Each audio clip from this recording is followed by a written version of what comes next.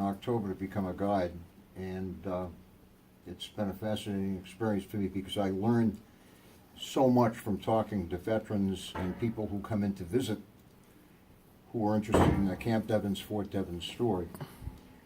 I started collecting First War uniforms some time ago now, over 40 years ago, because I was impressed by stories told me, as David pointed out, by a janitor in elementary school and also my shop teacher in the 8th grade, who was a topographical engineer.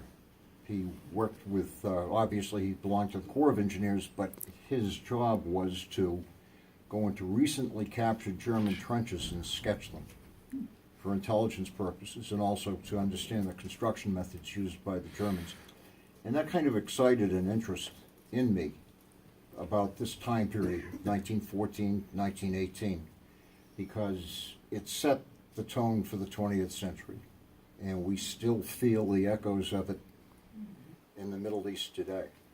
So, having said that, I'd like to make this a very comfortable, relaxed presentation. I'm by no means an expert, but I do feel that I have some information that I'd like to share with you as to the uniforms that I have been collecting. This isn't my whole collection. I have an attic full. Over 40 years, you can imagine what I've accumulated. But I picked uniforms today that relate directly to the history of Camp Devens, and others because I find them interesting. So I hope you will, in fact, share my interest. All right. In 1914, in August of 1914, the Great War starts. The active duty American Army was less than 100,000. The National Defense Security Act of 1916 increased that number to 165,000.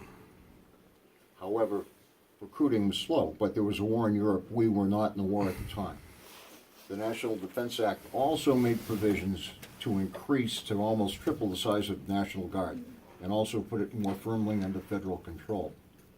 The reason I point that timeline out to you because on May 18th, 1917, the Selective Service Act goes into effect. And by the end of the war in 1918, 2.8 million Americans had been drafted and another 2 million had enlisted, primarily in the Army.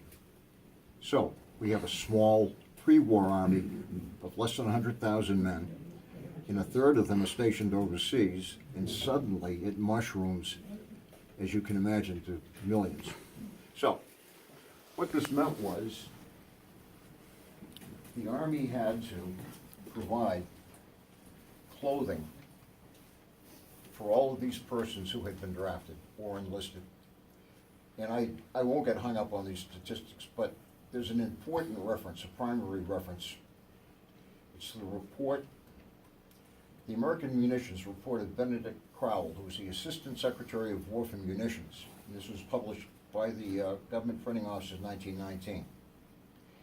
Now, the average size coat in the First World War was 38, men's size 38. The average size trouser was 28. That's interesting statistics, to be sure. 12,365,000 wool coats were procured by the Army.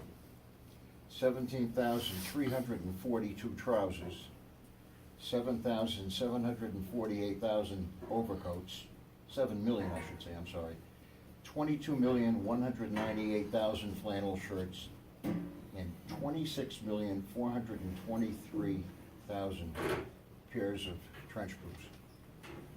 A vast effort, which, even though we have considerable textile history to this part of the United States, the mills couldn't keep up with the demands that the Army put on them. With the result that the uniforms were refined.